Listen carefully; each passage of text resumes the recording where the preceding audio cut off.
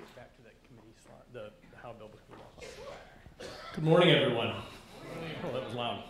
My name is Daune Galligher. I am a lobbyist for TAP and ASAP. I started working with them in 2007 after leaving the House Public Health Committee, which I think committees, you can think of them as kind of the traffic cops of the legislative process. Everything gets there usually, but a lot of things bog down and never move from there. So I want to spend a little time talking about that, because that's really the place where you will have the biggest impact. And so I want to drill down in a little more detail about what happens at the committee process and how you can be an effective advocate at that point in time. Everything that becomes law, whether it's the budget or a policy change, takes the form of a bill at some point. It can be a House bill, it can be a Senate bill, but even the budget itself, it works its way through the legislative process just as this is laid out. Now, committees are really where the vast majority of the work is done, but it doesn't make the newspaper headlines. You don't see it as much in the press because in the House, for example, there's about 40 different committees. So it's just too much to cover them all at once. But I want to kind of walk you through generally how the committee process works, at least from the House side, and it's more or less the same in the Senate. So in the House, bills get referred by the Speaker to the committee that's the appropriate spot for that subject. If it's the budget, it will obviously go to the Appropriations Committee. For substance abuse, does anyone have a guess where most of our bills of interest go? Criminal justice? Okay, that's kind of a trick question. The House, there's two committees. There's Public Health and there's Human Services. And depending on the year, we've gone to either one. It could be the same subject. So there is some discretion by the Speaker in deciding where those bills go. I mention this because you generally have more of a healthcare focus in the Public Health Committee. They deal with a lot of medical professionals, hospital issues. In Human Services, you have a lot of things that aren't necessarily healthcare related, but they can be food stamps and assistance programs. So they can sometimes come at it from a different perspective. In the Public Health Committee, we will have a new chair next time. Myra Crowniver was chair for one session and then retired from the legislature. So we're going to have someone new that's coming up to speed on a lot of these issues. In Human Services, Representative Richard Raymond's been around a very long time, longer than I have. And there's only about 10 of those left in the House. And he gets these issues. He understands it. He is very sympathetic to us. But you'll notice another thing, if you look at the makeup of the Human Services Committee, it's chaired by a Democrat who's fairly middle of the road, liberal Democrat, but it's always stacked with very, very conservative Tea Party Republicans. That is so that nothing comes out of that committee that hasn't been thoroughly worked out. And that's just an example of the type of work you have to do in the committee process. I would say in public health there will be about 300 bills that will be referred this session. About half of those will get a hearing. So how do you make sure your bill is one of those that gets a hearing? Well, that's where you guys come in. It takes a lot of work just to get the members of the committee to understand that this is a priority and that it should be in the stack of bills that they take time to hear. We were talking, Amy was mentioning some of the late committee hearings that she's been at. The latest that the Public Health Committee went when I was there was 5:57 a.m. I remember because I had to write that time down, and I thought, I've got to look for a new job soon. It's just not worth it. But you will sometimes go all night, and it can be frustrating when you're thinking, I've been sitting here for 20 hours to testify, and these guys are going to look like they're half paying attention, and I've got these colored buzzers, and you got to look at it from their perspective as well. They've got 6,500 bills that they will ultimately consider, and they've been there for 20 hours hearing testimony. And if they stepped out, it may have been because they were having to present a bill in another committee, or sometimes they have two committees meeting at once, particularly in the Senate. That's quite common. So there's a lot of things pulling at them, and it's our job to make what we consider a priority to them. We have to effectively tell our story and communicate that in a way that gets their attention. But how do bills ultimately get scheduled for a hearing? Well, let's talk about that. Most of the time, it's not as formal as you would think. The committee chair has ultimate authority to set the agenda. There will be a committee staff that works with the chair to announce that. In the House, you get 5 days notice. So if a hearing is going to be on a Wednesday, you can learn about it Friday at 5 p.m. The deadlines can get suspended and the times get shorter as the session goes on, but usually you get 5 days to hear this. Usually that means that for most of my bills, that was about 8 meetings begging to get the bill to heard and set for a committee hearing before you actually get it to happen. And then once it's heard in a committee hearing, they never vote on it the same day. So then you've got another week you've got to tack on and get your bill ready to be voted out. And if there are any changes or anything that have to be made, that can delay the process further as well. So you really have to have things in order, and it is extremely rare that legislators can be thoroughly swayed to change their position on a bill at the committee hearing.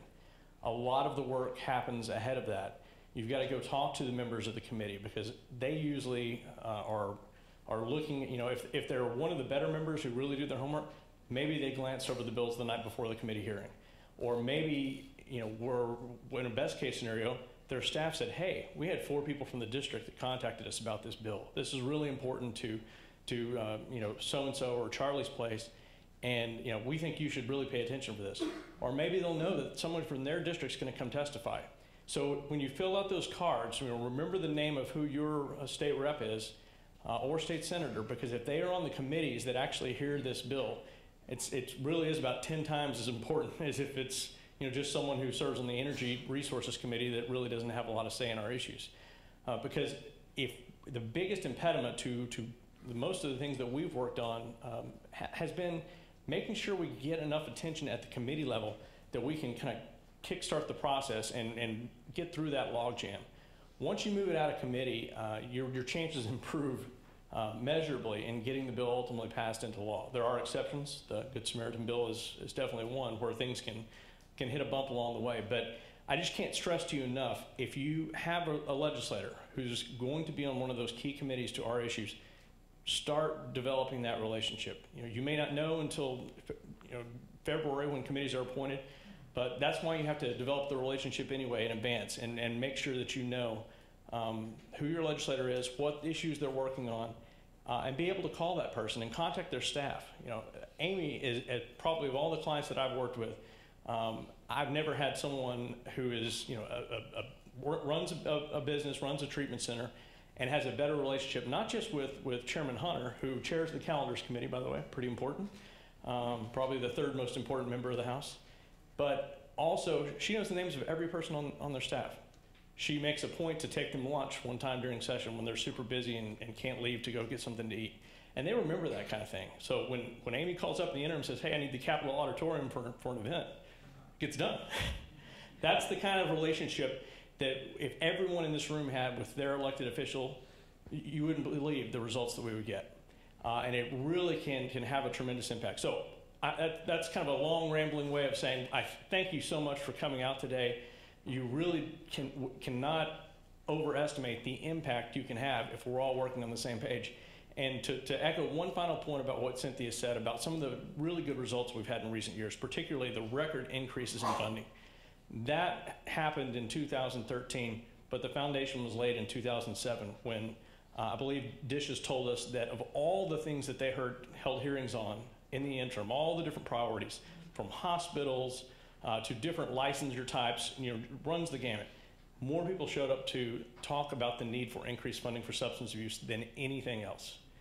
And that planted the seed that we ultimately saw the fruit from in 2013, and it continues to grow. But we can't let up. We've got to stay focused, and we've got to stay working together. So good luck to everyone, and enjoy the rest of your day.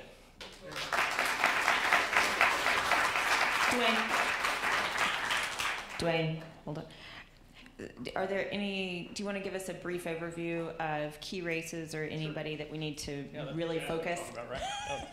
Sorry about that. So that is a good point. One of the things you need to think about, the partisan makeup of the House, who's going to be here. Right now, anybody, some of you know, how many House members do we have in Texas?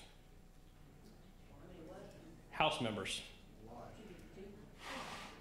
I heard it somewhere, 150. Okay, anyone want to guess how many Republicans are in that 150? Pretty close, 99. 99. There's one independent, and there are 50 Democrats. A lot of people, though, say that we actually have 3 parties in Texas. We have the Republicans that are actually in control, the establishment. We have the Tea Party, and then we have the Democrats. And if you looked at it, you would see a lot of votes where you have the Speaker Strauss and his allies in the House, voting with some of the Democrats to actually get a majority vote on some issues. So it's an interesting dynamic, particularly when you look over across the hall in the Senate. Anyone know how many senators there are? 31. Good. 31, 20 Republicans, 11 Democrats. I would say probably 17 or so of the Republicans would identify as a Tea Party Republican. Probably a little bit higher because the Lieutenant Governor, who appoints all the committees and decides how successful a senator is going to be with his legislative package, he's a very outspoken Tea Party. So Senate's a lot more conservative. The House is, I would say, more pragmatic and represents a little bit more diversity in views. They ultimately have to work together to do everything, which means this, usually we expect fireworks around April, every legislative session, when they can't agree on something. It's going to be particularly interesting this year because we do have an election that I think will see pretty dramatic changes. My guess is that there will be 8 more Democrats now, or excuse me, in January than there are right now. Some would say it could be as high as 10, 12. I think the bottom end would be 4 or 5. And that's just because of some of the things that are happening nationally and the fact that Republicans won some special elections and some different things in traditionally Democrat seats. So all said, I would be surprised if out of the 150 House members, there aren't 25 to 30 that have never served in the legislature before. So that's 1 in 5. I mean, that's really a lot. And then the ones that have been here, they may have been here a session or 2. So there's a tremendous learning curve. And it's drinking from a fire hose. They don't really know even how to get computers or where their parking spot is the first day. And now they're asked to weigh in on a state program and that's 3 lines and a budget that's 1,000 pages long. So that is where the folks in this room come in, because you have to educate them. We had one of my favorite stories. This was a legislator who had served for about I think at the time around 12 years. A Republican from Houston. Good guy, small business owner. Never showed any interest or working on anything remotely healthcare related, but he had gotten crossways with the speaker, and so he ended up on some new committees. And at his first hearing, he raises his hand and says, one of those things I've always wondered, what's the difference between Medicare and Medicaid? They sound the same. And for those of you in this room, you probably understand that one is a federal program, one is a state program that is about $30 billion that you have been voting on every year since you've been an elected official. So the fact that they don't know what 1/3 of our money goes to and don't understand what that program is, I mean that's kind of shocking. But she's probably not the only one that doesn't understand.